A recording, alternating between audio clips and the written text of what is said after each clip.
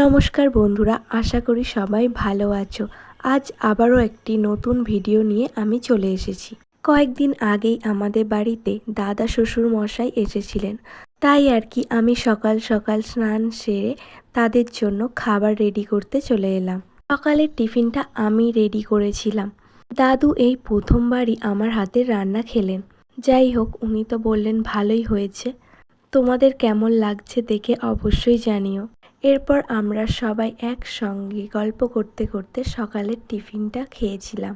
তারপর কিছুক্ষণ আরও গল্প চলেছিল। এরপর মা রান্নার জোগাড় করে নিলেন।